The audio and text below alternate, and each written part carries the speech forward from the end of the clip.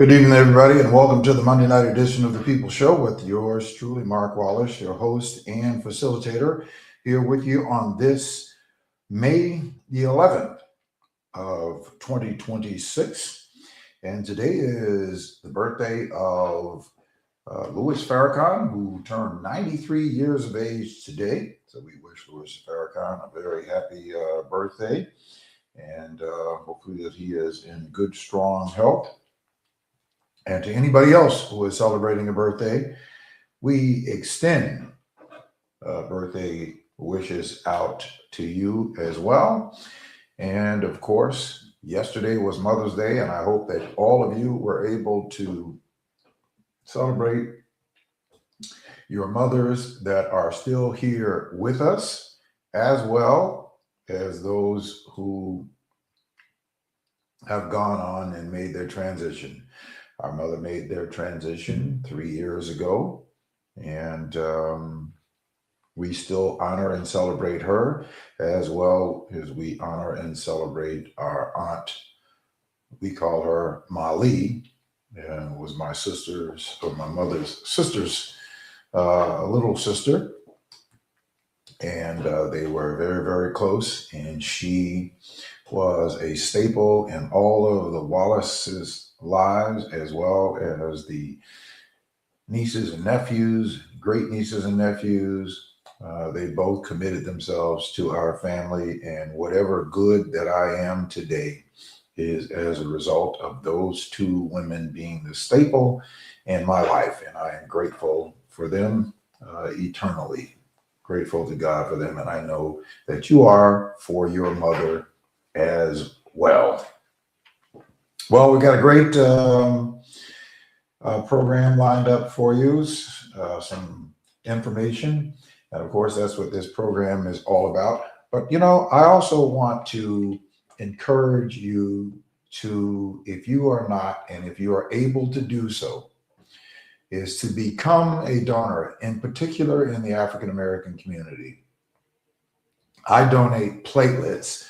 Vitalant is the organization that does the blood drives, and I do blood drives every 3 weeks that I give platelets because in our community, and I have a rare type blood type,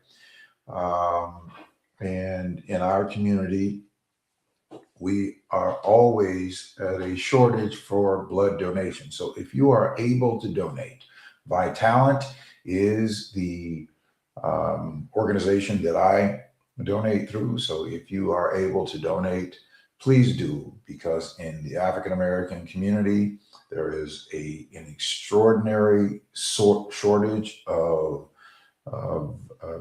blood and platelets. So if you are able to do so, you are healthy enough to do so, and you're not restricted, please consider being a blood donor, as I am a donor of my organs whenever I transition and they are healthy enough to sustain the life of someone else. I have committed to donate my organs as stable on my driver's license. And I try to contribute as much as I can. In fact, Vitalant, they keep a record of your donations and the number of lives that you have been able to impact or save through your contributions. So, and it's a wonderful thing to do. So if you are healthy enough and you're able to do it, please consider becoming a blood donor, in particular in our community. It is one of those areas that we certainly need help in. All right, I want to, Monroe Anderson is going to be joining me in just a little bit. So he's going to be joining the program in a little bit. So I want to make sure that I get some information out to you that I think is vitally important And this information that I want to share with you. And of course, we're going to talk about some things locally. We're going to talk about SNAP pro benefits, how the SNAP benefits are affecting small grocers. I've had some conversations with some small grocers, and they are seeing and feeling the impact of it, as well as about 4 million families have lost their SNAP benefits, and which is we called it food stamps some years ago, but it's called SNAP. And so the bill that went out, that was called the big, beautiful bill, which is the big bloated bill, that have cut resources for SNAP benefits, cut resources for affordable care, and cut resources to give this $2.5 trillion tax cuts to wealthy people, so that this regime that we have, this corrupt regime that we have, could continue to grift on those who can least afford it. Kind of astonishing to me that there are still people in our community that support what they see going on. This is something that it is hard for me to comprehend how anybody, any human being would support, a decent human being would support what this government is doing, what this administration is doing to those who need help the most. And they're doing it in the broad daylight with the lights on. They are not trying to hide it at all, and seemingly have messaged it out to people as though that they were doing something for them, when in fact that is just simply not the case. The reality is that there are areas in our government that it seems that we have gone from helping and creating the greater good for those who need help the most, to creating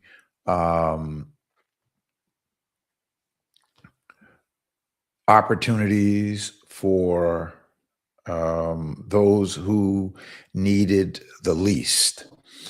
And there seems to be, people seem to be okay with that. And so I want to talk about that. We're going to talk about SNAP. We're going to talk about these data centers that are cropping up all over the place, these big warehouses of data centers that are draining a lot of energy and driving up our energy cost, your energy cost. Again, all of these tax grifts that are helping these entities, that we are not getting a return for that. We are not getting a return for that. What do I mean by that? Is that the people in our communities, that working people, are not getting a return for that. And that is a problem. It is a different if we are giving tax subsidies where we are benefiting with jobs, the return of jobs, meaning careers. So we're going to be talking about that. And one of the things that I'm going to talk about tonight is we're going to talk about why is it that we are giving these wealthy people who have made millions of dollars of profits, why we have given them these tax benefits to redevelop buildings downtown that we are giving millions and millions of dollars to. And I'm going to go through that when my guest comes on. He has just entered into the studio. I'm going to be bringing him on in just a second. But why we are giving tax benefits that we are not seeing any type of reciprocity for people who need it the most. And so we're going to be talking about that. We're going to talk about the war in Iran and how the president is going to, who has said that they were going to get some deal, as they like to use that term very loosely. They love to throw that around because I guess it sounds good to the itching ear, but it doesn't have any real substance to it. So we're going to talk about that as well.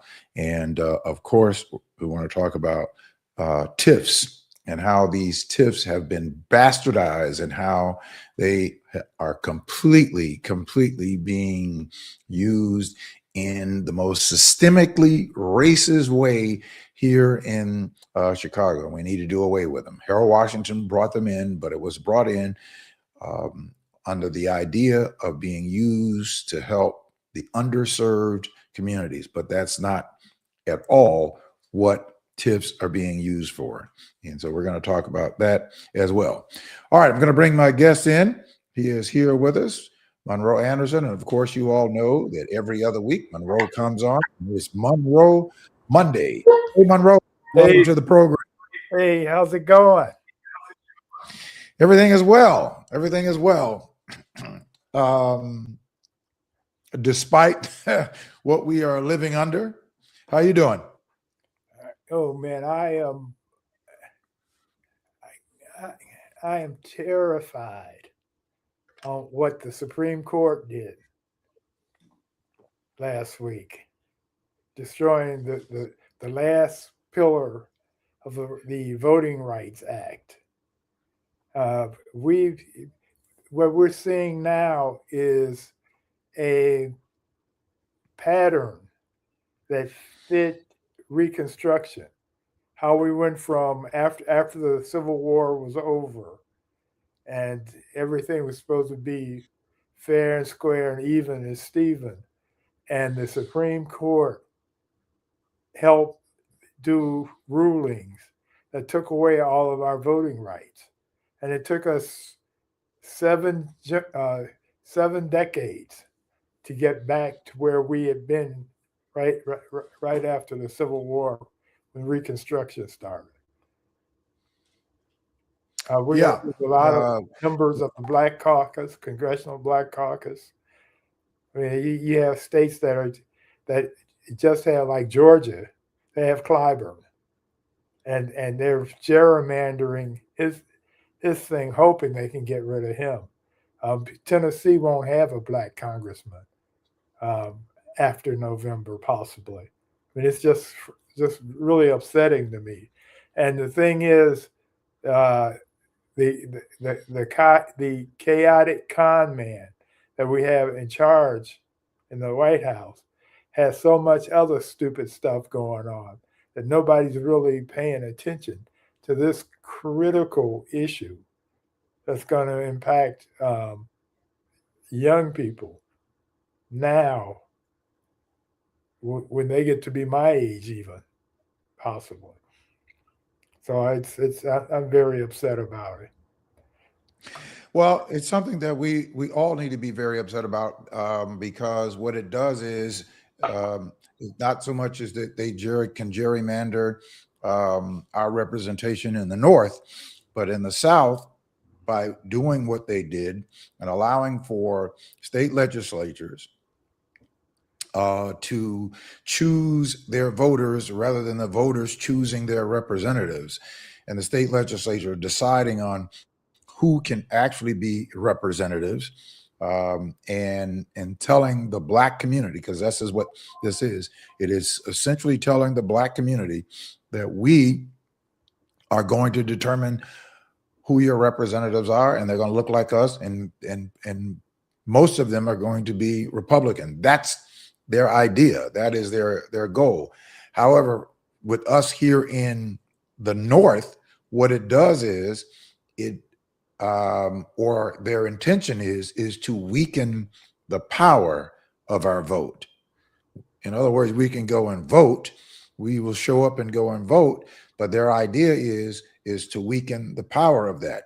And then what the state Supreme Court did in uh, West Virginia is decided to overturn an election, which Right. I don't think that we have ever seen that done We in haven't. modern history, where the state Supreme Court has turned over or overturned the will of the people. They found some little glitch somewhere that they could rule and decide that they were going to throw out over 3 million ballots that were cast. The majority of the people of West Virginia said that this is what the will of the people wanted.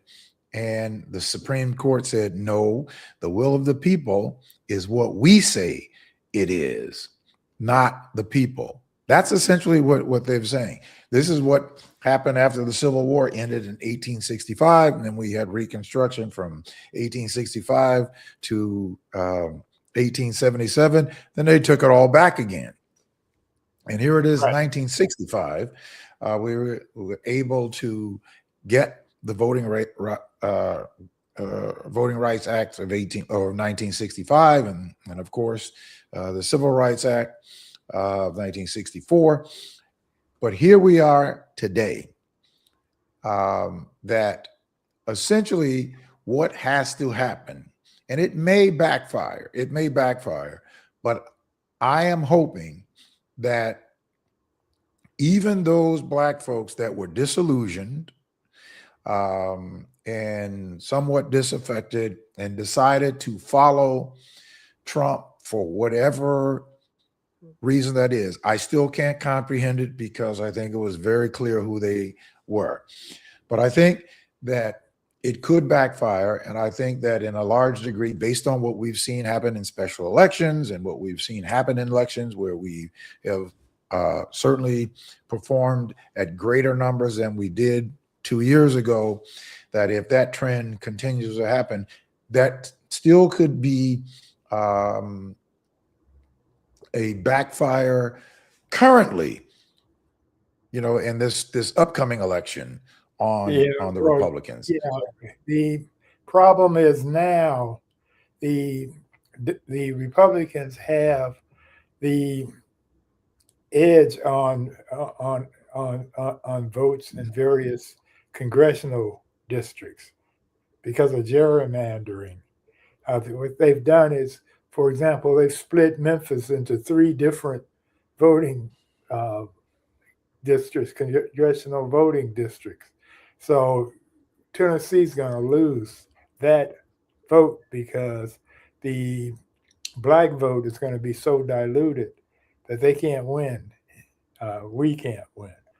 Although I'm not a black Tennessean, but Right. we can't win in that state unless the turnout is so overwhelming, and that may not even help. They're predicting that we're going to lose a third of the congressional black caucus when the Republicans finish gerrymandering. And Yeah, by 2028, we have 60 people in Congress, between Congress and the Senate, 56 in the House, and 4 in the Senate, yeah, and there could be 19 of those seats that get wiped out as a result of the ruling that just came out of the Supreme Court. and saying this is a white power thing we have going on here. I mean, make no mistake about it, and that's what we ought to be Well, that's calling. exactly what it is. It's Yeah, absolutely about power. right. But it's And about power, but it's also about race. It is right. about Well, having that's why it's power white over. power. Right? It's about Yes. that they are trying to take us back to the pre-civil rights days. I mean, Hmm. you have Trump with the White House and his federal rulings killing affirmative action, making diversity a horrible thing. You have the Supreme Court saying, well, helping black people who for hundreds of years, a couple of hundreds of years, have been discriminated against and at a total disadvantage. We only became full-fledged Americans, citizens, in 65 and 60, 64, 65. Right. I mean, there's only been a democracy for about, 60 years in this Right, country. exactly. And and they are systematically taking all that away from us. And what's really interesting is the Trump administration is totally, besides being corrupt, is also incompetent, totally incompetent. This war is all screwed up. I mean, everything, the economy's all screwed up. I mean, everything that his administration has touched has failed, except for their anti-black uh, design, and that's working magnificently. It's working magnificently, and there seems to be some of the um, cropping up of the meritorious manumissions that seem to be supporting it out of what they would probably call survival, or just out and out willing to sell out their their own people for a serious lack of understanding of the broader impact of it.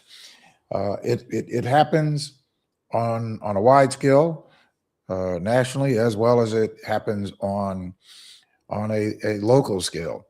But I believe that this is going to be a backfire, and I think it's going to be a backfire because the Democrats are going to take the House in November. The Democrats are not going to lose the House in November. They're going to take the House in November, and this could be, as I said, this could be a serious driver that wakes people who are a little bit on the apathetic side, or the people who were so disillusioned with the Democratic Party that Trump and that group, and Russell Vaught and Stephen Miller and all of those folks were able, with and the Heritage Foundation, ALEC, all of those folks were able to come up with their Project 2026 plan that they put together. And the Democrats need to put a Project 2025, but the Democrats need to put a Project 2026 and a Project 2028 together that says what they are for and what they are going to be fighting for, so that they could put it in black and white, so that people can see in black and white. This is what we are fighting for you for, versus what the Project 2025 said it wants to strip away from you. But I do believe that with all that they are doing, all that they are attempting to do, I do believe that it will backfire, and we will be able to unravel it. Now, I think if we look at hindsight, when people were saying, and we could have done it when Joe Biden took office, as to change the composition of the Supreme Court. Well, based on what we see people doing now, what we see them doing now, he probably should have heavily considered changing the composition of the Supreme Court when he had the opportunity to do so. Yeah, well, we've missed so many opportunities in this country as we approach the 250th anniversary on July 4th. We've missed, one thing we missed was, after the Civil War, we should have deconfederized the country. Robert E. Lee and all those traitors should have been hanged back then. But what they did was they let them go on to back to their plantations and places in the South, and then they systematically destroyed Reconstruction, and we got the uh, racism back in, to where by the time you got to the President Wilson, he fired all the black people and made it a law that you couldn't even work for the federal government if you were black. And Right. so then you got to set aside laws. I mean, everything, it's one thing feeds the next, feeds the next, feeds the next. And we that's where we are reapproaching now. And so we've got to fight this. First of all, we've got to tell people what it is, and tell them again and again and again. So it's no, because what the Supreme Court people are saying is they're colorblind, and that we've accomplished so much that we don't need all these anti-discrimination laws anymore. Yeah, well, the conservative majority, they are colorblind. They can only see one color, and that is Yeah, white. Okay, exactly. so they can Exactly. only see one. So that's it. Their definition of being colorblind is the same, including um, you know Clarence Thomas, who they own. Um, they've decided that there is no more racism, um, or at least that's what Samuel Alito says, that there is no more Oh, racism. oh yeah. Um, Oh yeah. Roberts also, Chief Justice Roberts. This has right. been Yeah. his plan for a couple of decades now. Well, this has been his plan ever since Ronald Reagan. Ronald Reagan came in, and Yeah. Justice Roberts came in as a young law student at that time. This has been their plan for the long haul, which is why we have to be much more strategic. We have, on the Democratic side, have been more knee jerk responsive than we have been strategic over the long haul, which is why I say to people all the time, is that we have to play the long game, Right. and jumping from one pool, cesspool, into one that is worse is not that's not a strategy. Yeah. That's not a strategy, and it's certainly not a strategy that works on our behalf. So abandoning the Democratic Party and saying that you just want to destroy the entire system, and that you want to flip red, and we pick up all of these cliches, flipping red and all of this nonsense, that is not a strategy, because there is nothing in their plan. There's nothing in their plan that anybody can extract that we can build upon whatsoever. Right. And they don't make any secret of that. They don't make any secret of that. However, what we have to do is Well, we what have they're to doing is, strategic. particularly with the Supreme Court ruling last week, is they're celebrating. Basically, uh, they've been popping the beer cans and singing "Happy Days Are Here Again," because Right. that's where they're on their way to return to power and keep us in our place.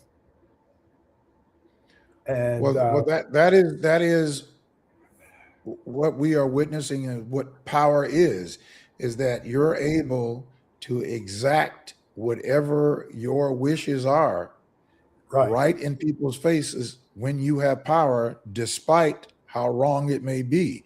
But when you exactly, have power, you set the policy. right, and they're taking it away. They organize it. They're very disciplined in diminishing our power and increasing theirs. And so uh, we've got a battle ahead, and we've got to start it now. We can't wait until November. We need to be doing it now. There need to be protests. As we're talking about this on your podcast now, we need to be addressing this because it's serious business. And in every area, whether it be school boards, whether it be local councils, whether it be state legislatures, we Right, have got to we have to strategically win state legislature seats in all of these states because, and certainly where we can win governorships, we need to right, win the governorships because it is the governors that set the maps. And right. so Exactly, that's exactly. where we have Although missed. if Trump has his way, he'll be setting the maps, not the governors. The president's not supposed to have anything to do with the elections, but he's trying. He has all sorts of schemes where he's going to change that. Well, most of those schemes are schemes of distraction, and we can't get distracted. And which is why we have to stay laser focused on executing where we need to execute, and to continue to mount up these wins that we have been winning over these last elections, where we have won some 200 seats, and certainly and have flipped more than 38 seats. We need to continue in that direction, and we need to put it on steroids wherever we're in. So we need to support people who are running for legislatures down in Tennessee, down in Arkansas, down in Mississippi. See if you got $5, find out who the candidates are. We need to make sure that we are supporting those candidates so that they can win those elections in those areas. So that this, what they have done, can be reversed. It can be reversed, but in order for it to be reversed, we have got to win big in those Right, legislatures.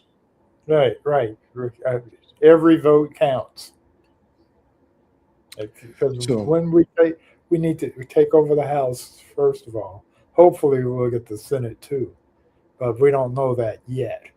But we need to take over the House, even the gerrymandered House now, uh, and um, push through the voting rights, the new voting rights legislature uh, that's been has not been brought up because Mike Johnson runs the Republican. Uh, Trump's puppet is running the House right now, but we right. need to take You're over the talking House. about the John Roberts Lewis voting Yeah, rights bill. right, exactly, exactly. So, but but we've got to get serious about this stuff because we're in very dangerous times right now. Yeah, and it's certainly strategically, and again, we have to be strategic, and that means that we have to be organizing all the time, planning all the time. And I say this to uh, to my committee, 10 by 10 to win, is that this is why it's important for us to build power. Because if you do not have power, you do not affect public policy, period. Right, If you don't have exactly, power, you cannot affect public policy. And the only way that you're going to have power is that you have to be able to determine seats. right. That's how you have power. So you have to put yourself in a position that you can determine seats, and if you can determine seats, you can set policy because those seats are going to dance to the strategic demands that the power calls for. Well, and I tell people all the time that if you don't vote, you don't count. So you may not like either of the candidates, but you have to vote for the lesser of the two evils, or the one that's going to do less damage to us. You've got to show up at the polls. You've got to vote. Well, you've got to That's what vote, and we've got to strategically vote. We have got to strategically put ourselves on it. Everybody has to vote, but we have to empower our vote to speak even louder, which means that we have to be strategic about it. We have to build teams of voting blocks that we determine these seats, where we pick the candidates and we elect the candidates. That's strategic voting. Yes, we have to go to the polls, but we have to strategize. We have to strategize strategic voting. It's not just voting.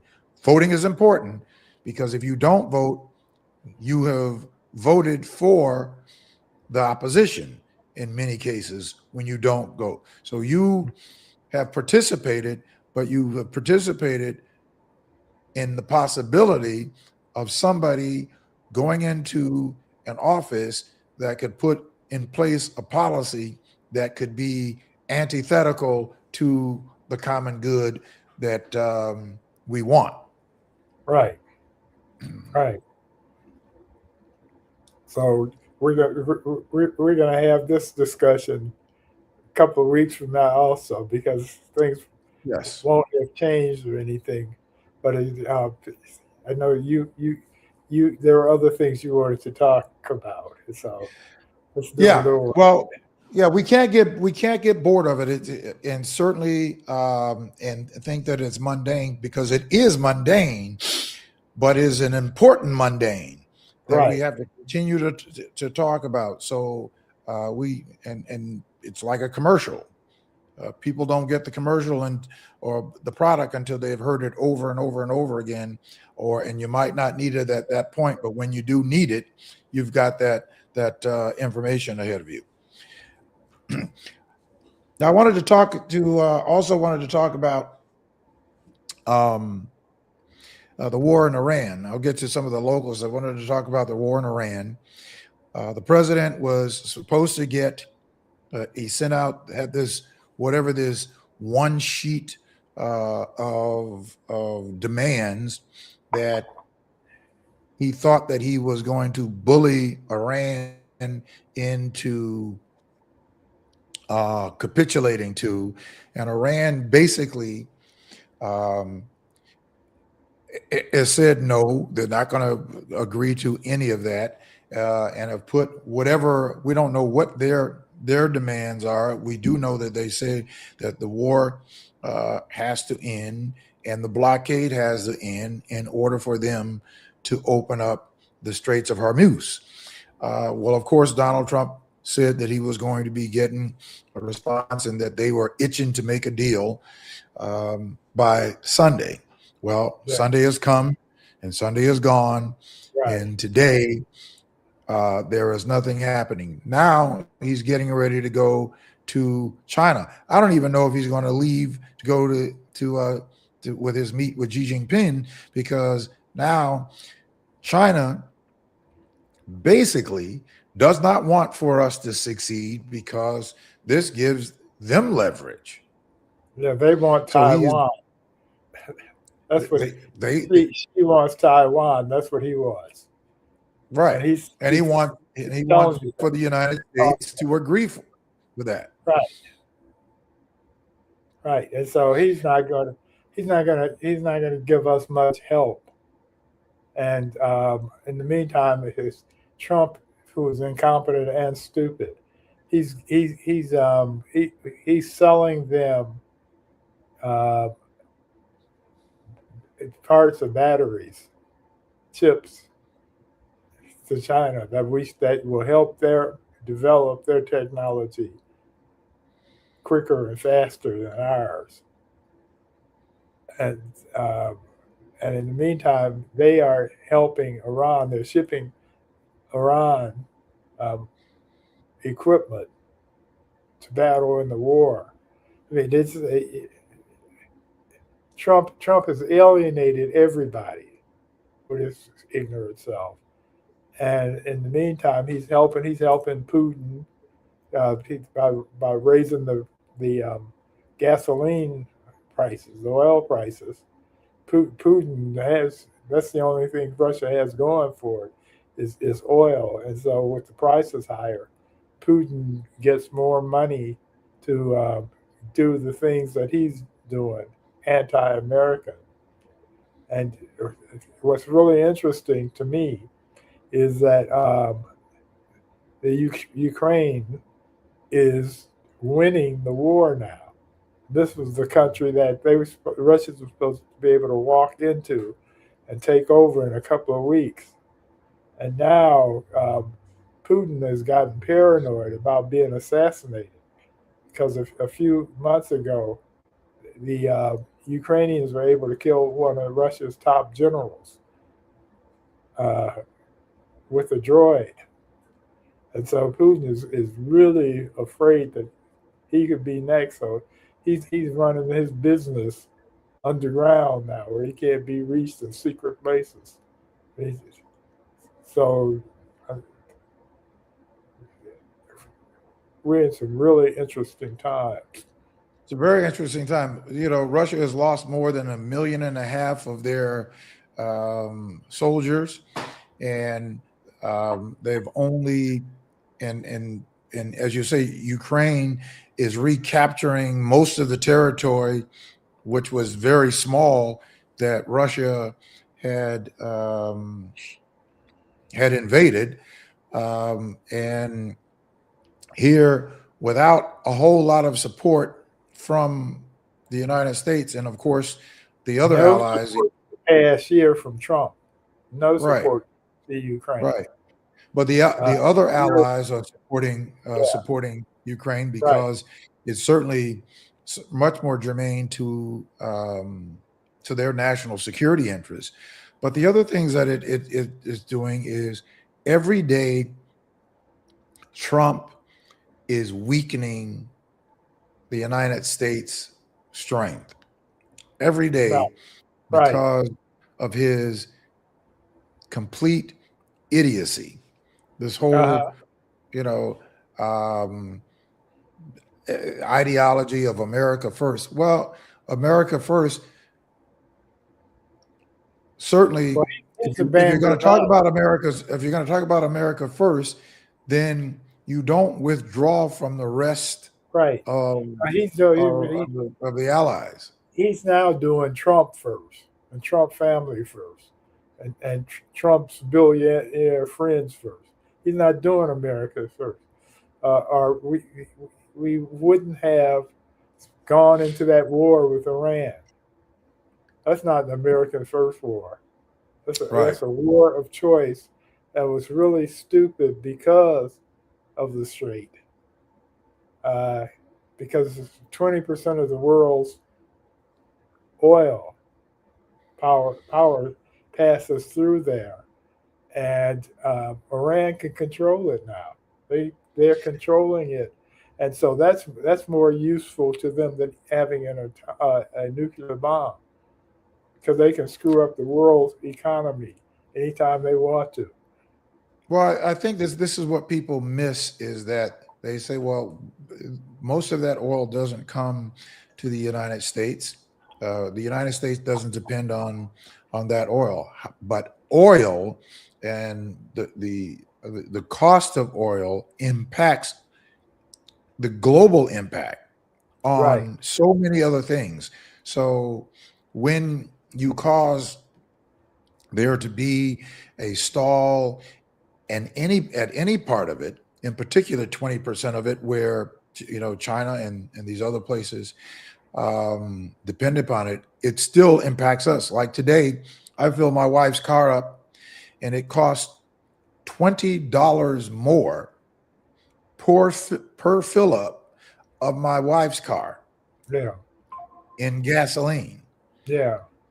Right. And So you can afford that before most Americans who right. are living paycheck to paycheck. Now it's well, do I fill up my car so I can go to work, or do we not have as much dinner as we plan to have? Or Or some people have to ration how much gasoline that they get. right, They maybe they can't fill up. They can only fill up. They can only right, give, a half of a tank or a quarter of a right, tank. right, right, I literally saw somebody get $10 worth of gasoline. $10 worth of gasoline is barely 2 gallons of gas. right, right. When I was a teenager, way back uh, we used to, when we were going someplace, we would ask all our friends who was going to be on the car trip to chip in. And you give a quarter each because back then gasoline was 35 cents a gallon. So uh, you, you, you, you, you get a dollar and you in good shape then. Now here in Illinois is $5 and something for 1 gallon. Well, I filled up today my wife's car, and because we are members of Costco, we were able to get uh, actually $5. It's $5.10 today. We were actually able to fill up at $4.89 because we are members of Costco. Right. But if I had to go to, you know, a a retail outlet, it would be $5.10 per gallon that I would have paid today. That was what Yeah. the rack cost was today. $5.10 was the lowest that I saw. It was some places was even more than that.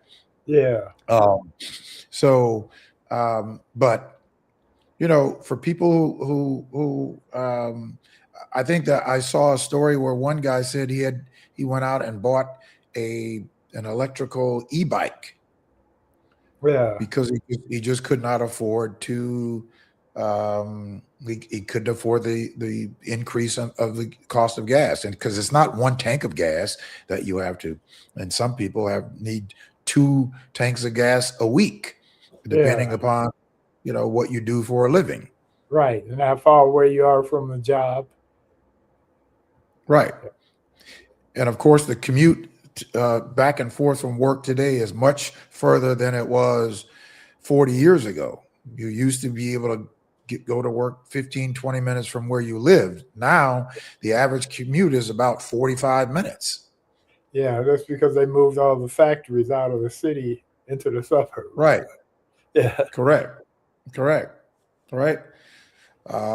So but this is what people thought was better than Kamala Harris, who was a vice president to Joe Biden. At the time, gasoline was $3.27 a gallon, and there were people who were uh, pitching a fit for $3.20. Under Obama, it was $2.97. We've never seen gasoline increase at the rate that gasoline has increased under this administration. I think they said 50% or 52% of an increase in the price of gas. And the thing is, with the war continuing, it's going to get worse. The prices Yeah, are and here the president is touting that he is going to pause the federal gasoline tax, which is 18 cents a right, gallon. right. You're going to pause that. However, that 18 cents a gallon, that's $500 million that has to go into the National Highway Trust Fund. So where are you going to get those those funds from? Yeah. So It's a mess. This what Trump, and he can't figure out how to get out of it because the problem is that we had under Obama, we had a deal with Iran where we could monitor what they were doing with their Ukrainium, uh, and Well, enriching their uranium, uranium, it was at yeah, 3 I think it was 3.67% or something like that. yeah, right. And so, and he tore that up. And now with the bombing of Iran and starting the war, what they discovered was that they could control the movement of the supply ships. And so farmers need fertilizer, and they can't get that because that would be on those ships. And so a lot of farmers are going to go out of business. Plus Trump's stupid tariffs that he's doing, which the Supreme Court has gotten around to saying tariffs are a tax because he's been lying to us about that. But those of us who knew that that was the situation. It was just a tax that he was putting on the American people, not on the countries that were bringing the goods in. He's just, I mean, they have been so incompetent about so many things. It's just amazing. And we're suffering. Yeah. And I think it is going to take drastic measures. And I think that if somehow that we could mobilize enough people that this becomes the landslide, because really what needs to happen is we need to have such a landslide that Right. the House, the Democrats take back the House and the Democrats take back the Senate, enough Right. in the Senate that we can impeach the president and the vice president, and so that we could elevate Hakeem Jeffries to the presidency. Now, It doesn't work that way, but well, yes, it does, because no, no. Hakeem Jeffries is the third in line. He's the third in Yeah, line. So, that's for survival. It's not, that's not for voting. well, That's if all of them were in. If the guy who broke into the press party dinner last week, if he had machine gunned everybody before they got him, then you have a succession. well, Uh, I say this. First of all, speaking of that, I went yeah, back and they showed some recent still videos of it, that when he was actually running through the the detectors, yeah, one of the Secret Service got a shot off because you could see where he fired from his gun. I don't yeah. know how many times that he got off, but he didn't hit him and didn't hit anybody else. I found that to be very strange. Right, I found that to be very strange right. because in his line of fire was not only the perpetrator, but there are other Secret Service in his line of fire Well, one of agents. them claims he took a bullet in his bulletproof vest. Well, He got they yeah, said that he got hit from the perpetrator's right, rifle. yeah. Well, I don't know. this is confusing me in that they say that he shot a shotgun. He didn't. Right. They didn't say he shot a rifle. The perp. That he Yeah. shot a shotgun. And I'm not a gun expert, but my father used to go hunting, and my understanding that shotgun shells are a lot of little bullets, little pieces of metal, whereas a bullet is one solid piece. And for a bulletproof vest to have one spot in it, then that would have not have been a shotgun. That would have been a pistol or a rifle. Right. I don't think that they specified what type of weapon it was. Right. No, well, they said he was running through he had a shotgun. I heard a report today that he had a shotgun and that What type of shotgun was it? they didn't go. This is a TV report.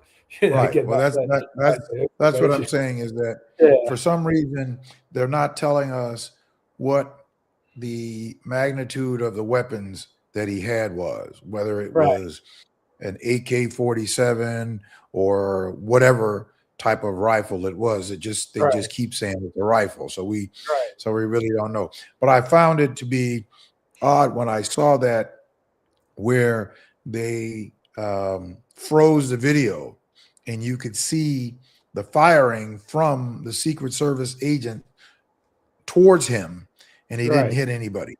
And you right, know that he didn't just fire one. It right, appears that he was firing multiple shots. right. Yeah. But Well, I can see where I can see where they were so excited that they weren't shooting straight. But it seems like all those guys shooting, somebody would have hit him somewhere. But it'll come you out in would the think. trial. Yeah. You would think. You certainly would think. I found something else very interesting, that the city of Chicago, all these buildings downtown, Yes. the city of Chicago, there are 6 buildings downtown: 30 North LaSalle, 111 West Monroe, 105 West Adams, 30 North LaSalle, 111 West Monroe, and 208 South LaSalle.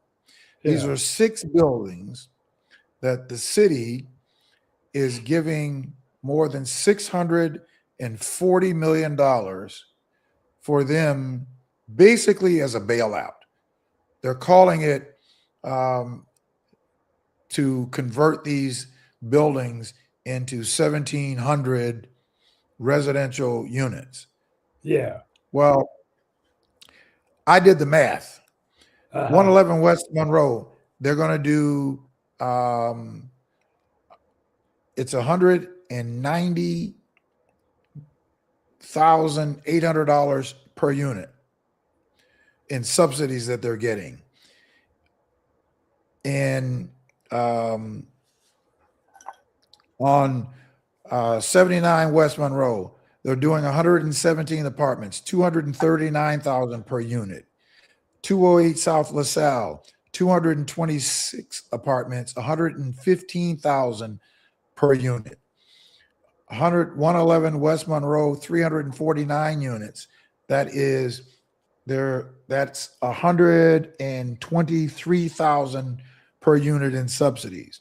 30 North LaSalle, 349 units, 163,000 per unit. 105 West Adams, 400 units at $170,000 per unit in TIF funds that comes out of the mayor's slush fund. There's about $3 billion in the TIF fund that's totally at the discretion of the mayor. And of course, the way that the TIF funds have been bastardized ever since Harold Washington has been dead.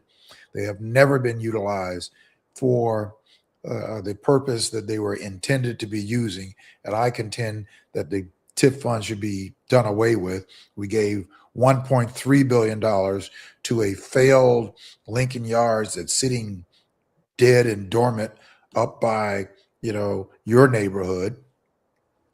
And the only thing that you can see there is this It wasn't fail. It was working fine, but they wanted that property because they were going to build this whole fabulous neighborhood out of it. Well, that's what I'm saying. There's Yeah. supposed to be this $6 billion development that is Right. completely dead. That we gave $1.3 billion in tax subsidies to. The city developer that was responsible for that is a neighbor of mine. And I asked him about that. And he says that Lori Lightfoot screwed it up. That doesn't fly. Lori Lightfoot is the one tell you what he told me. Steroids. No, that's the Lori Lightfoot had nothing to do with it other than Lori Lightfoot putting it on steroids for them to get the $1.3 billion. The Yeah. TIF was created under Rahm. Lori Lightfoot was the very first thing that she did when she went into office was to expedite voting it out of the city council. The bottom line is they could not get the investors to finance the project that they were supposed to build there. They started acquiring some of the land, and they could not get the rest of the investors to develop it. So we wasted $1.3 billion that we should be getting back. I think that it's almost criminal that $1.3 billion of our dollars has gone in somebody's pocket. Oh, yeah. That has all of us. I mean, we're paying 15% more in taxes if we didn't have the TIFs. If we didn't have TIFs at all, we would be paying 15% less in property taxes. So on top of the 15% that we're paying that we never get that money back, to take it and put it into this mayor's discretionary slush fund that it's supposed to be used to develop underprivileged neighborhoods and communities. That's to build it up, to make it more. That's what it's supposed to. It's just like when they started the lottery. The lottery was supposed to just finance education. And now it just goes into the general fund, the money from the lottery. Yeah, they sell you one thing and then they bait and switch you at some point. No, well, what this was that when Harold Washington died, this became the great grift.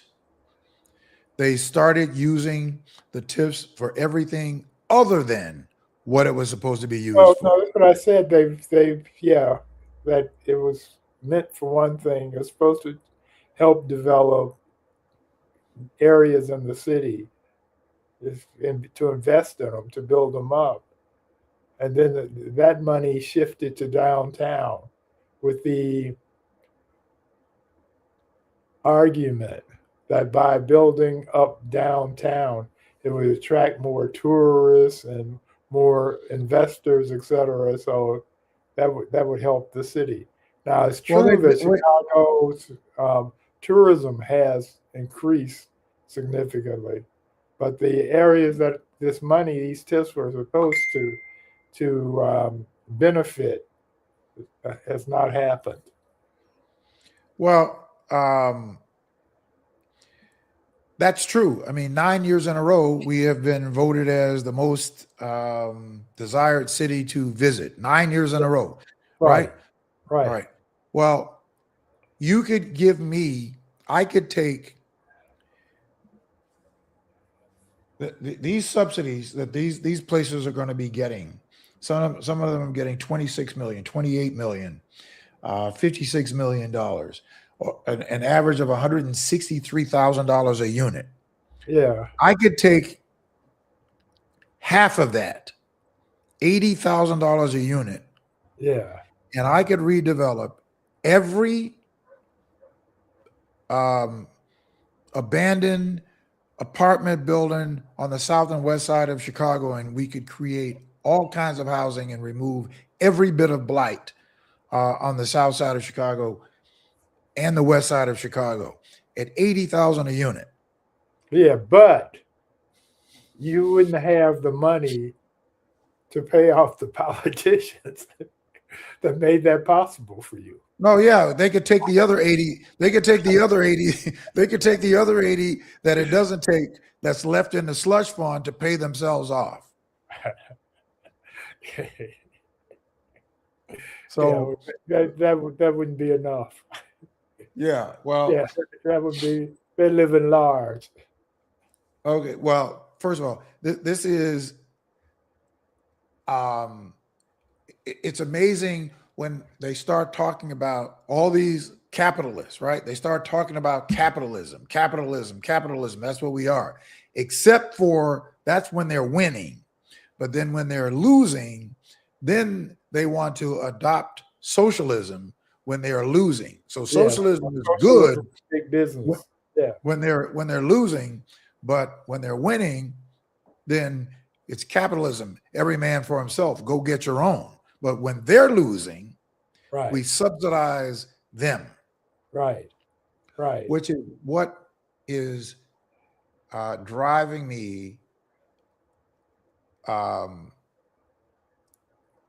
to the point that what we have done by putting Patrick Hines in charge of the assessor's office, this has been put on steroids because the commercial owners are going to get everything it is that they want, regardless of who is the mayor. They're going to get everything that they want because everything that they ask for, they're going to get it. The policy is already in place.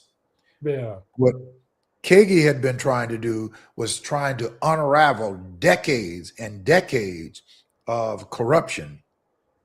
And now that the machine has been successful at putting one of their formers back in place, because Patrick Hines worked for Burrios for 18 years. He worked with Burrios for 18 years and worked for Fitzkagi for about a year and a half and then quit. And then went and got elected out in one of the suburbs. So, and bought into this whole thing. So now this slush fund, this $3 billion slush fund that is there, and all of these black aldermen on the south and west side of Chicago stood up in city council when this was being proposed during the Rahm Emanuel period and bragged about how great this was going to be for the city. All of them bragged about it.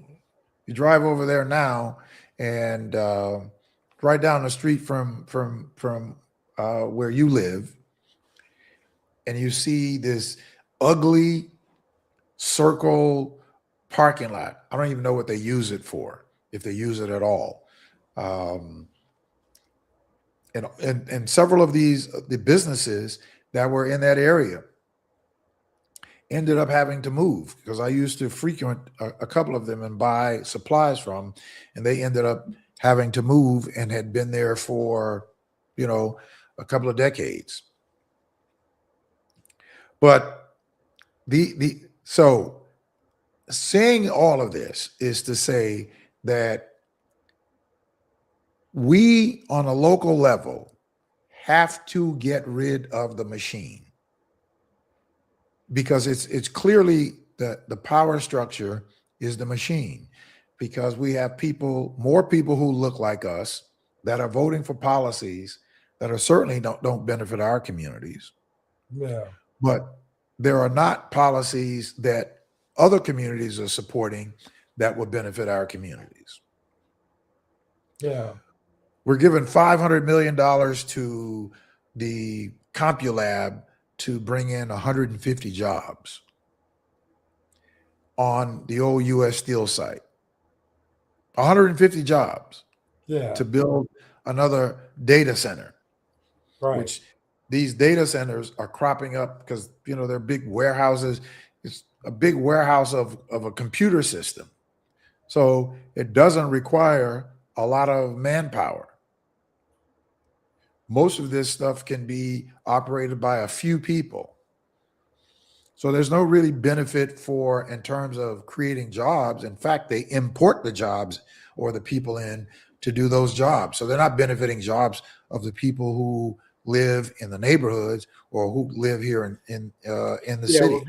But part of that problem, Mark, is that the new economy it's not strong backs and shoulders anymore. You've got to have skills, mathematics skills. You got to be well educated, or at least educated good enough to handle computers and machinery. It's uh, back 70 years ago. If you could dig a ditch, that was a job for you. When I first moved here, actually, for Daley, Richard J. Daley's machine, political machine, they you got all kinds of jobs.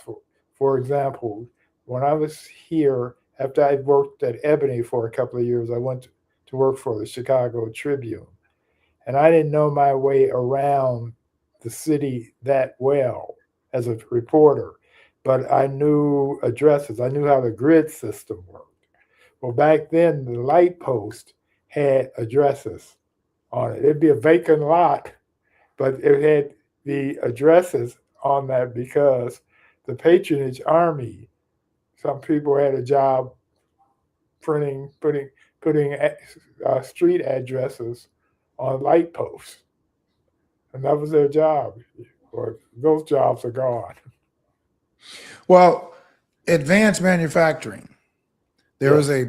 there's a blueprint for how you retrain people or train people for advanced manufacturing.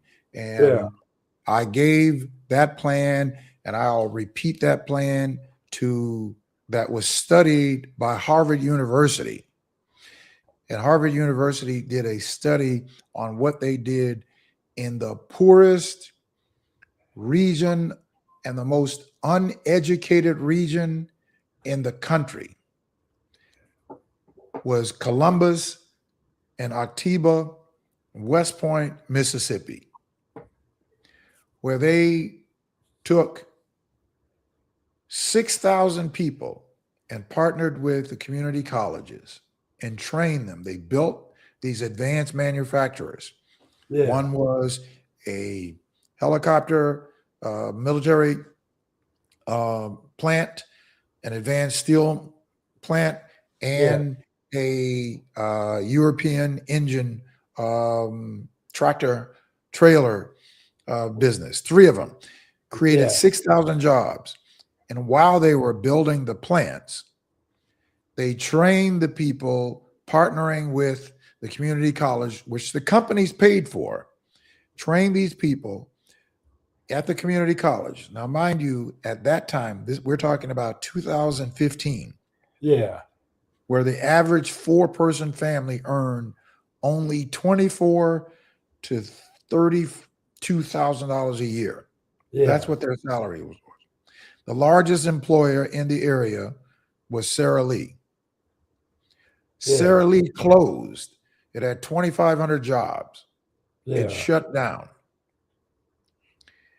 They were able to develop 6,000 jobs, $6 billion in industry, train these people who had been earning somewhere between $24,000 and $32,000 a year. Now the average person in those jobs earned from $65,000 to $112,000 a year. They've now developed more than 28,000 jobs, $18 billion in industry in the Tri-County area.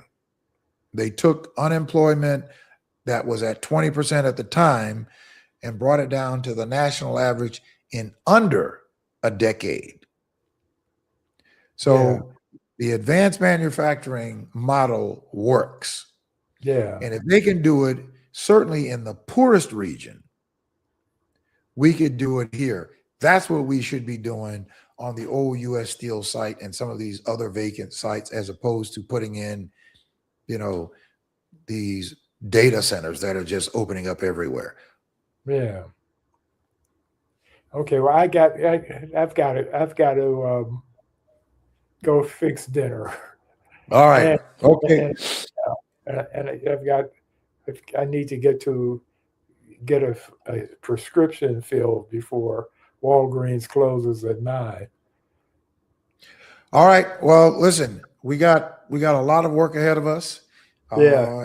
So we have to continue to educate our public, and not only educate them, but we have got to get them enthused about being engaged in this process, Oh, because it's going to take right. some time, over a period of Yeah. time. Right. No, we got to get them to understand how critical this is right now. Yeah, And we're how, going to be doing a town hall. We're going to be doing a town hall in a couple of weeks. I'll let you know more about that. I'm going to ask you to come out to participate at that town hall, because this is work that we are going to have to we're going to have to do, and we're going to have to go from community to community to get people engaged, to certainly to help those places down in the South, because we got to win big in right, the South. We've got to right, win big. right. Okay. All right. All right, So we'll be Monroe Anderson, thank you talking. for another Monroe Monday. We'll see you in a couple of weeks. Okay. All right, Mark. Okay. All right. All right. All right, folks. So, but this is really where the rubber meets the road, is that we have to strategically get involved. We have to understand how this works, and we have to be willing to abandon these ideas of disillusionment. There was some people who were frustrated, and you had the energy secretary who was on this weekend, and these were people who were talking about um, gas prices under the Biden administration when Barack Obama was in at the presidency. The average gas price at that time was $2.80 a gallon. When when Joe Biden was in, it was an average of $3.27 a gallon. Now gasoline is at $5.15. Unnecessary, all because you have incompetency, someone who doesn't care, and there are no guardrails around this administration, around this presidency. And we are all bearing the brunt of it. Especially those people who, they are living from paycheck to paycheck, having to take care of rent or mortgage and utilities and food and daycare and health care. That's more than half of the population, more than half of the workforce out here that are really suffering because of these ill-advised decisions that the president has made. And then, on the Today Show, you had the energy secretary who was trying to divert the attention, suggesting that the Democrats were lining up to say that it is okay for Iran to have a nuclear weapon or uranium, to have the possibility of producing a nuclear weapon. Now, but let's kind of back that up a little bit. The United States of America has nuclear weapons. That's why so many people were afraid to have this idiot in office, because they didn't want him having access to the nuclear codes. So we are so concerned about Iran getting a nuclear bomb. And if we're so concerned about Iran getting a nuclear bomb, the moron in chief decided to rip up an agreement that it took a few years and many experts from around the world to get Iran to agree to not having more than 3.6% of enrichment of uranium, which was nowhere close to enough to where you to develop a bomb. Let's take a listen to the energy secretary trying to blame Democrats and certainly trying to divert attention from the president.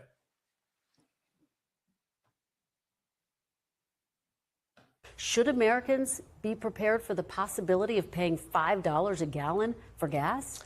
Look, again, I can't predict the price of energy in the short term or even the medium term, but what we're doing is ending a 47-year conflict. Iran has fought death to the United States for 47 years, death to Israel, and as we saw when the conflict broke out, they attacked all of their neighbors in the Middle East that had no involvement in the conflict whatsoever. If you have a hostile, unstable power like that, you simply cannot allow them to have nuclear weapons. That was a consensus opinion all my adult life. I'm shocked to see Democrats come out of the woodwork now, somehow not worried about Iran getting nuclear weapons. I know you're saying you can't predict how high gas prices will go, but I don't hear you ruling out the possibility that they could, in fact, go to $5 a gallon. Well, I'm just avoiding price predictions. Yeah, he's avoiding price predictions, right? But they weren't avoiding price predictions when they were trying to slam Joe Biden and even slam Barack Obama when they were in office. And of course, they can't predict prices, but that's for sure that when he was having that, when doing that interview, gas prices were approaching it. And now gas prices have exceeded that number, not because of any other reason than the United States engaging itself in a ill-advised or certainly not advised at all by any type of competency. And the rest of us are paying for it.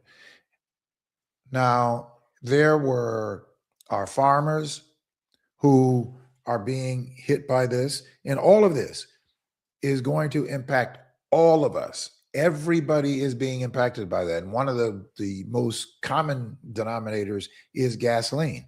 But it's not just gasoline. Food costs are being impacted by it. Landscaping is being impacted by it. The farmers are being impacted by it.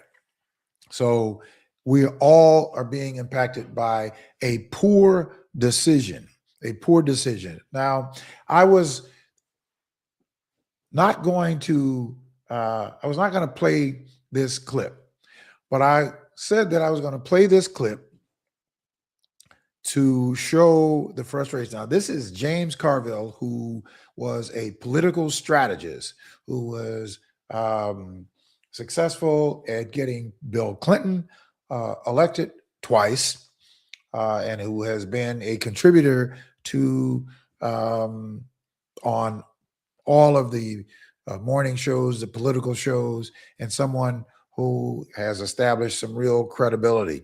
And he was talking about, I saw this on social media when they start talking about Trump derangement syndrome. And he was like, yeah, we should have Trump derangement syndrome. Not in the sense to just say that, we're calling somebody's name, but identifying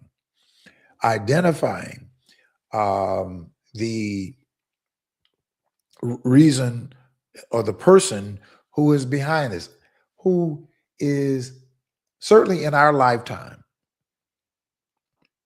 in most of our lifetime, we have not seen a person who is the president of the United States be so focused on these vanity projects or these projects that are not going to impact the public good, like the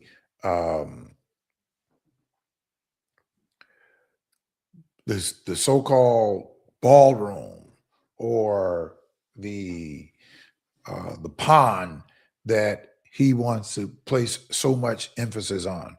And we have these kinds of issues that are happening in the Middle East. Even Benjamin Netanyahu on 60 Minutes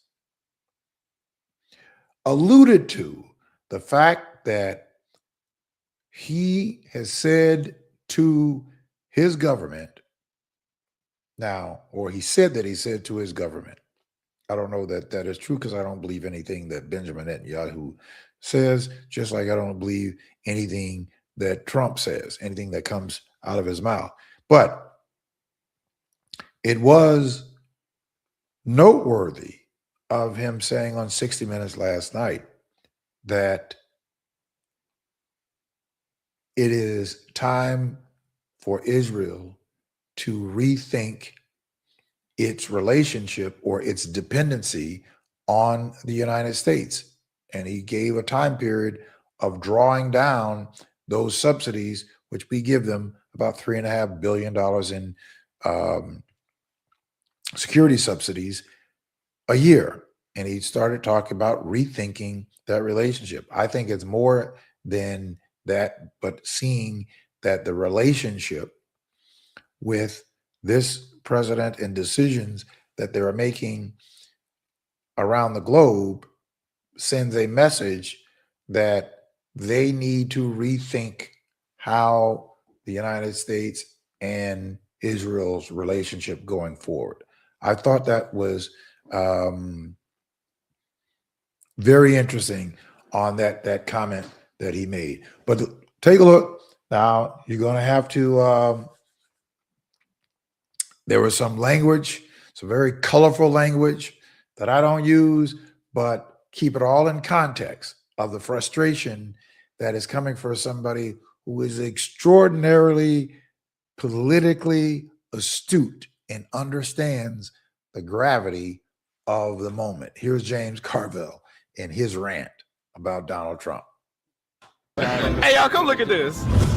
And look, you fat fuck Trump, if you listen to this, you listen good, because what I'm getting ready to say is what a lot of people in this country speak for, who I speak for. And I speak for a lot of fucking people. You hear me, you fat asshole? Damn. This is what we believe. You're right. I got Trump derangement syndrome. I hate the motherfucker. And you know what?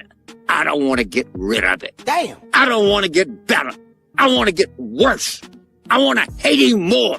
I pray to God in heaven, God reign the righteous reign of Trump derangement syndrome. Pray for me, Lord. I'm your vessel on this earth. Pray for the people that listen to this. We want more. We want to hate the son of a bitch so much that we can't see straight. Damn. And oh my God, James, you can't give him credit for getting rid of the penny? Let me tell it to you straight. Oh, you go fucking faint. It's like saying Mussolini made the trains run on time. Damn. So I'm supposed to be here. This guy's been convicted of 34 felonies. He ain't lying. Is it by anybody's estimation? Is compliant to Putin and dictators. You don't say. He's invading people with an authorization. He's got the most incompetent fucking buffoons. So I'm supposed to give him credit for firing Kristi Noem when he actually hired Kristi Noem. Ain't that the truth? Oh, and he hired Pam Bondi. Oh, what's this tin horn drugstore cowboy we got for Secretary of War? This asshole? Don't even get me started. What about an illustrious labor secretary? I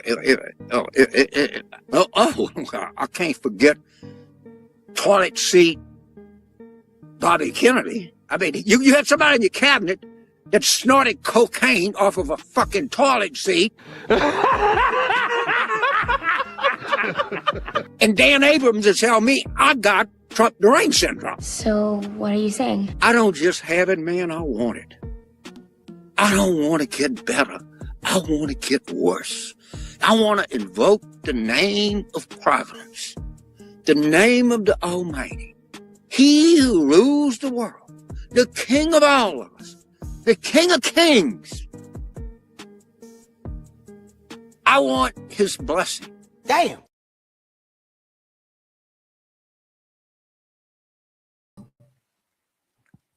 All right, there you go, James Carville. Look, there's frustration, and it is, why we have fun with this, but it is very serious. It is very serious. Now, but I think that we certainly have to keep it in context. I believe that we are going to overcome this. I believe that what they are trying and attempting to do to roll the clock back, we've been warning against this. We've been warning about this for the longest, that they are trying to roll the clock back. And they are using some people who look like us, some people who may be informed, and some people who are not as informed, but certainly some people who are compromised, that they will sell out their people for their own economic elevation or liberation.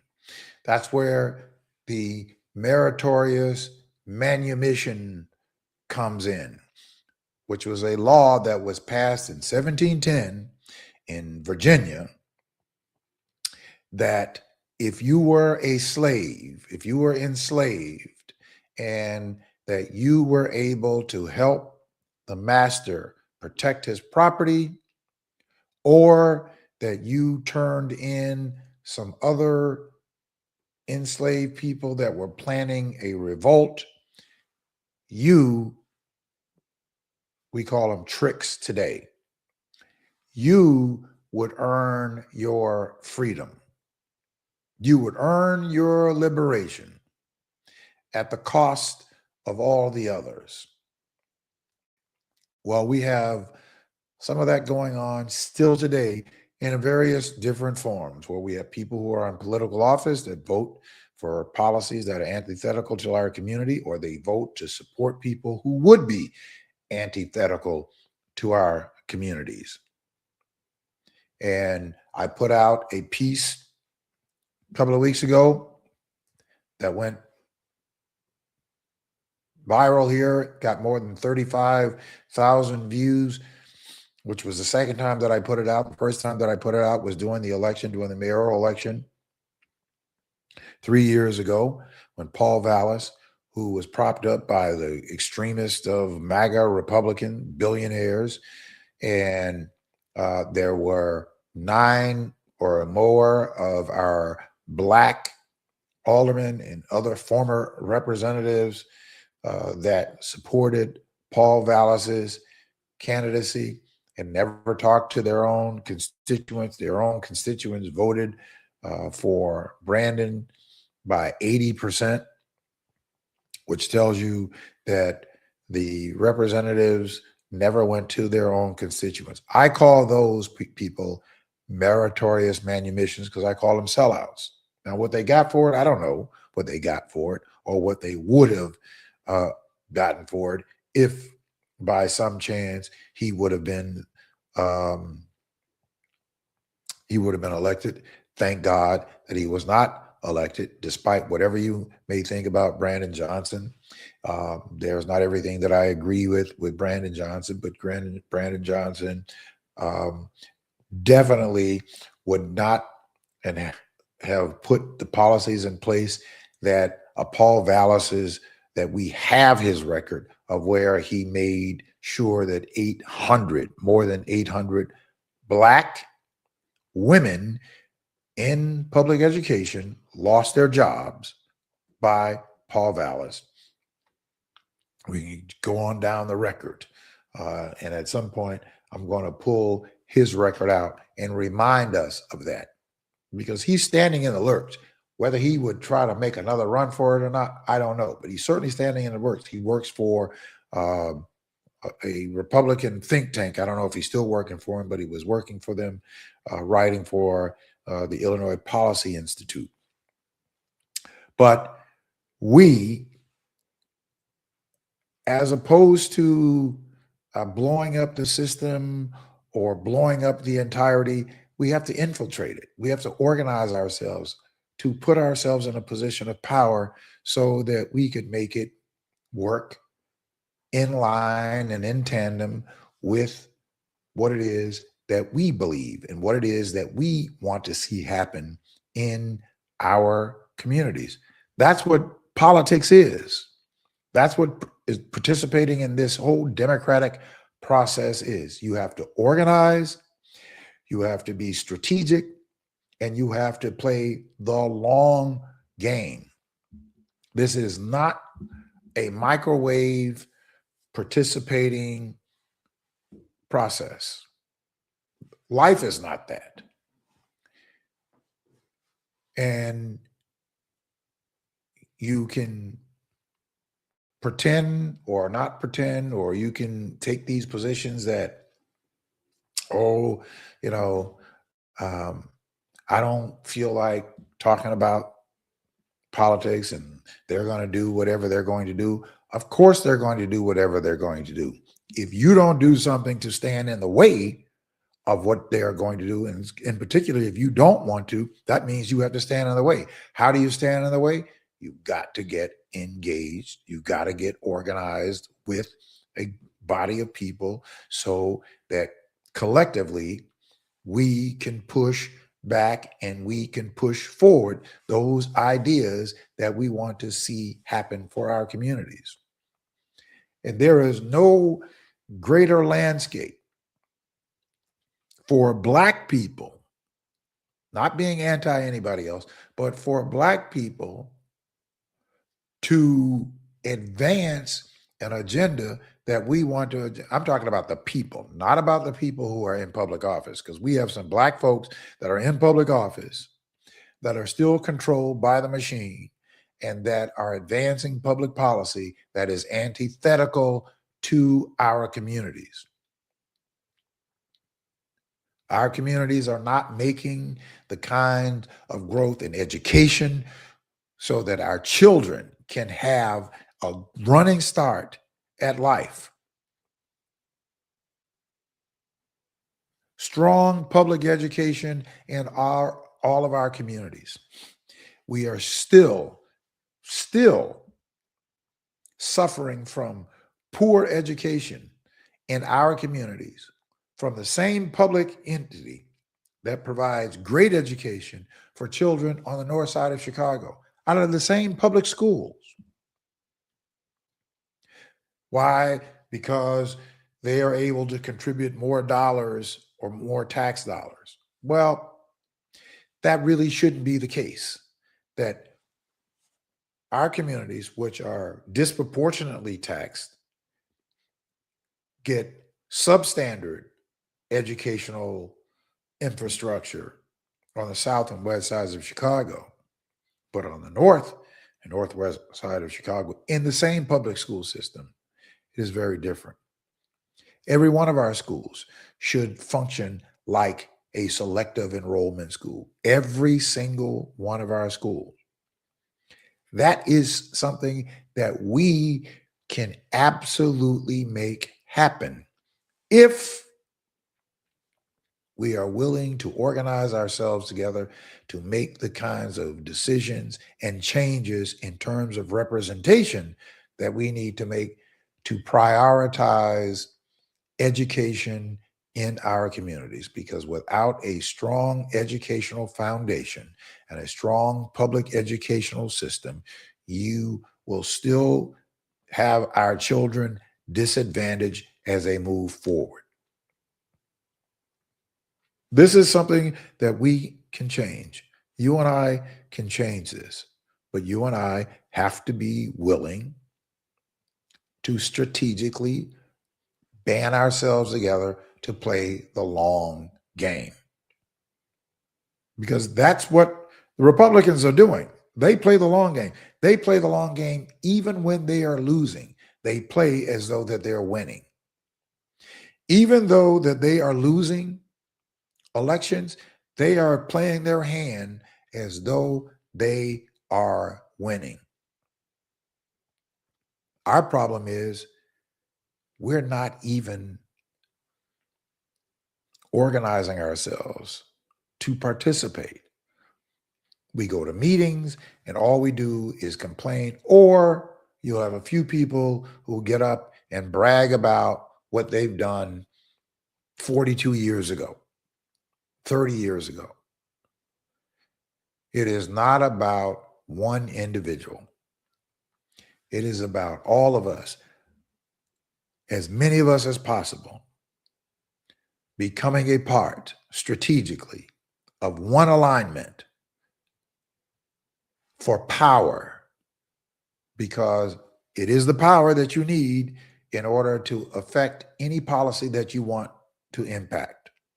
If you don't have the power, you're not going to impact the policy at the level that we need to have it impacted. And if we were to put ourselves as the voting constituents to abandon the individualism, to abandon celebritizing people who are in public office, completely abandon that, and that we will embrace working and bringing ourselves together, we could change all of these conditions.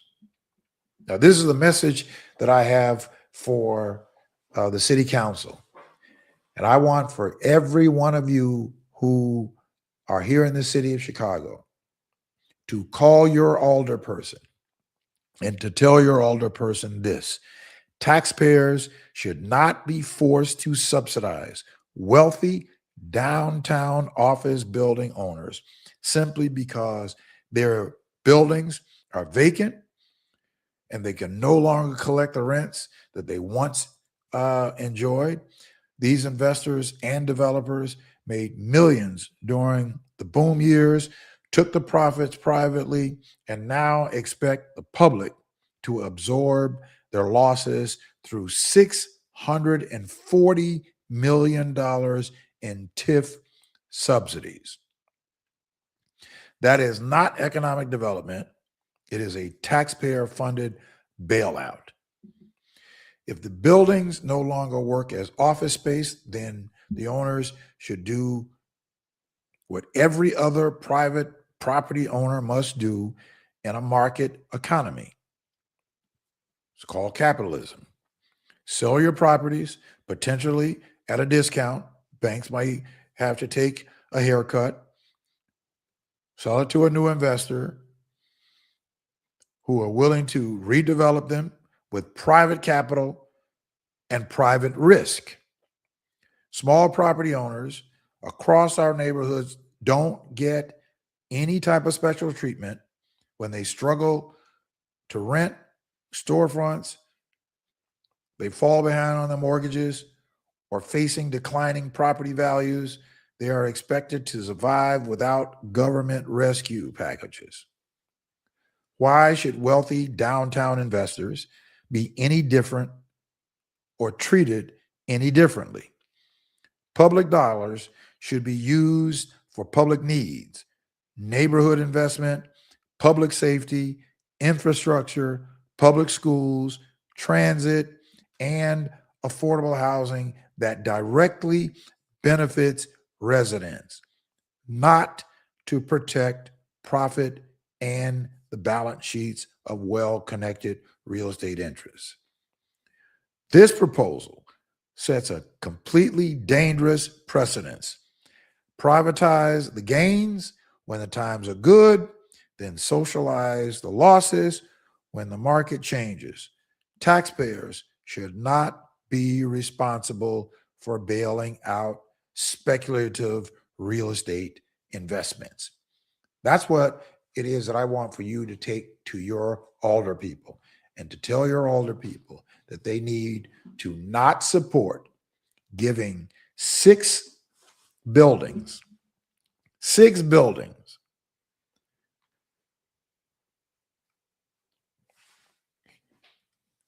Let me go over to again because I made some notes.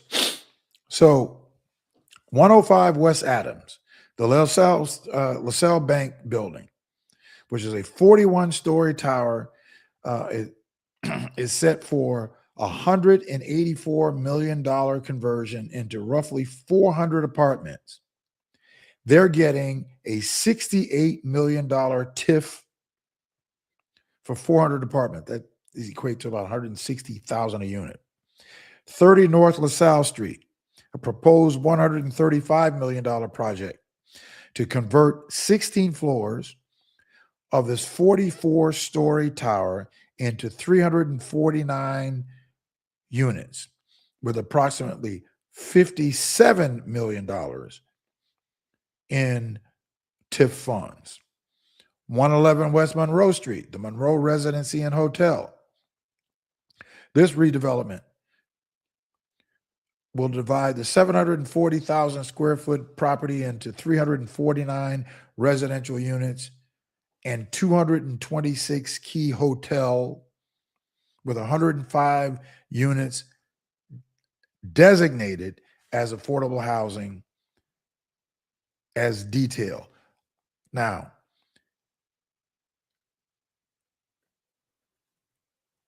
they're supposed to give 30% of the units at affordable housing. Well, what does that really mean, affordable housing? What is the definition of affordable housing? It's never defined as to what the definition of affordable housing is. 79 West Monroe Street, the Bell Federal Building. The $64 million project to turn 8 floors of the 1913 building into 117 apartments with a $28 million TIF. These 6 buildings, we, the taxpayer, $640 million that we are giving to private developers or private property owners that we have already given billions and billions of dollars to in tax cuts that you and I paid for over the last 4 years. That Larry Rogers Jr., and I'm going to call his name out every time to remind you of who is their supporters. Larry Rogers Jr. and George Cardenas, and I forget the other woman that they just elected, and Patrick Hines. These are who you all have put into office that are not going to be a benefit to homeowners. They are going to give you a song and a dance, show up in your neighborhood, and give you this dog and pony show of telling you how you can appeal your taxes, when they have only allowed for residential property to appeal the taxes at 1%, less than 1%, where commercial property owners, they have given more than 17% when they have increased in value by more than 26%. Completely upside down. So they're going to go to your neighborhood and they're going to give you this dog and pony show, and some of you are going to fall for it. So while they're telling you what you can do, they're going back and they are approving tax cuts that you and I have to pay for those tax cuts. On average, $700 to $1,000, $1,200 a year. It may even be even more in the coming years if we are not paying attention and if we are not holding George Cardenas, we are not holding Larry Rogers Jr. primarily, and Patrick Hines. If we're not holding them accountable to holding the line, they're not going to change the policy that needs to be changed in the legislature. That is only going to be done if you and I organize and push to change these policies that are adversely impacting homeowners, the average homeowner. The average homeowner are subsidizing property taxes for wealthy property owners downtown. And here we are getting ready to give. So to the city council, to Mayor Johnson, $640 million of our tax funds should not be going to private investors under the disguise that they are creating affordable housing. What does that really mean? What does it mean? What does that mean? They're supposed to create they're supposed to create 1,700 homes or 1,700 residents. Out of those 1,700, 1,200 of them are market rate. 500 of them are supposed to be affordable housing. Well, we need to get an understanding of what does that mean, affordable housing? What does that mean? Do you know what that means? We don't know what that means. We need to ask them to specifically define what affordable housing actually means as it relates to these 1,700 units that are going to be built in these, supposedly in these 6 buildings.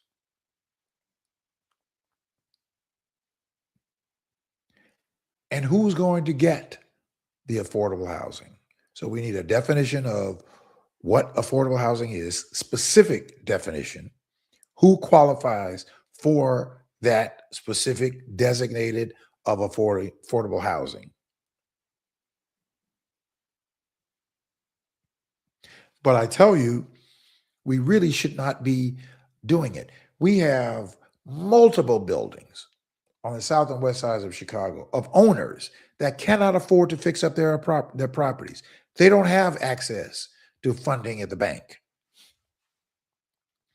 Why can't the alderman take those TIF funds? There's a $3 billion that are in this TIF fund, slush fund right now. $3 billion that's in this fund that the mayor has total discretion of. Now, some previous mayors have used it to balance budget or to take care of other things. This mayor hasn't done that.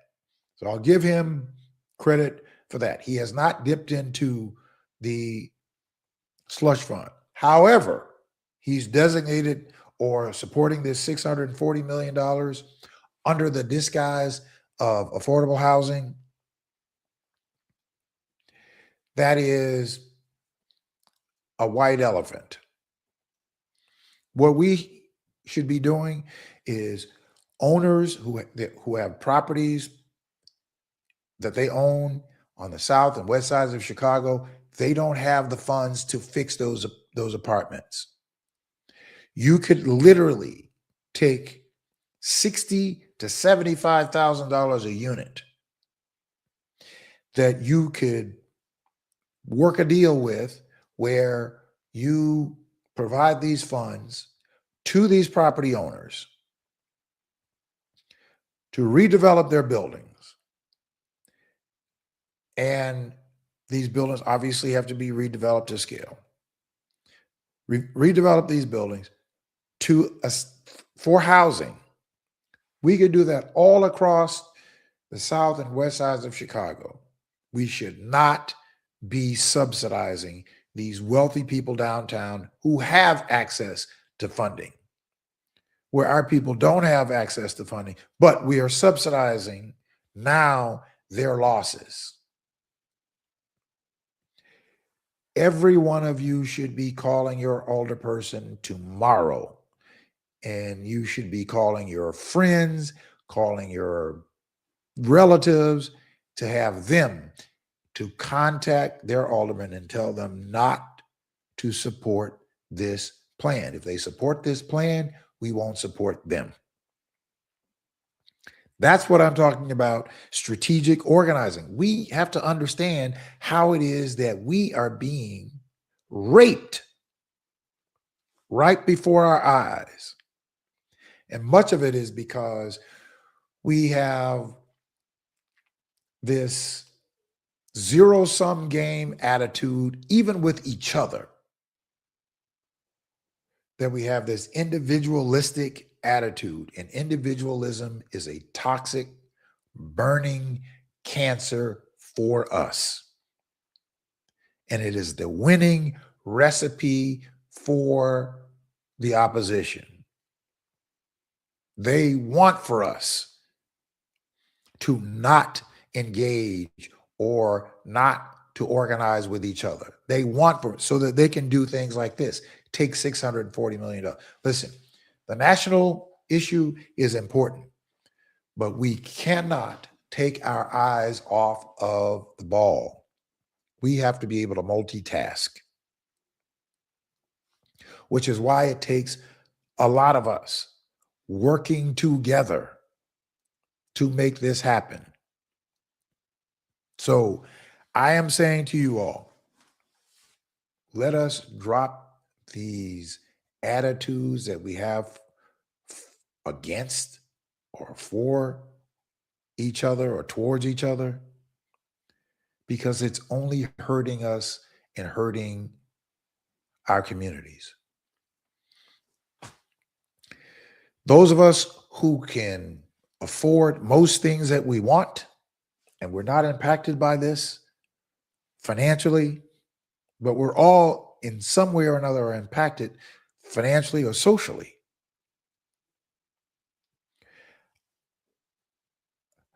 My success, the way that I view that, is ensuring that my community is successful. And every one of us should have that kind of attitude. If we take that attitude, there will be more people in our community thriving, from our children, education, all the way to parents, and getting good paying career jobs, reducing all of the negative indices that are happening in our communities, from rape to murder to robberies, whatever. When you increase the level of people's living, you decrease the level of negatives. But that takes all of us banding ourselves together. So that's why it's important that we must build our own independent block so that we can hold those persons accountable and we can dictate to them the policies that we all know that is going to make for a thriving community. And I just went through those areas. I just went through those areas of what it takes to make for a strong, wealthy community. Public dollars for neighborhood investment, public safety, infrastructure, schools, transit, affordable housing. Those are the things that we must be fighting for, and we must hold them accountable. So I'm going to ask you all, I'm going to put it in the chat. I'm going to put it in the chat. If you haven't, please, I'm going to put it right here in the chat. Text this number if you haven't done so, and join us on Thursday, because we have got to get ourselves together. So text that number. Text that number so that you can participate in the Zoom. So what happens is when you text 10x10 to the 855-909-1385, then you will receive back a notice saying that you're in the text alert. I send that out every Thursday night. We are organizing to build this expansive block of Black voters so that we can address those pillars. We have to have strong neighborhood investment. We should be investing $640 million in housing in all of the buildings that are vacant in our communities. We've got buildings on the south side of Chicago, up and down 75th, 79th Street and South Shore, on the west side of Chicago, in Inglewood, in Auburn, Gresham, all of these areas that we have, that we need to have investment in. All right, so join me Thursday night, text 10x10 to the number 855-909-1385. I want to thank you all for tuning in to the program tonight. I didn't get to one of the other clips, but I'm going to get to it next week. Gary Chandler from down in Tennessee. Thank you all for tuning into the podcast, and thank you all for tuning in on intellectualradio.com and iHeartRadio. We'll see you next week.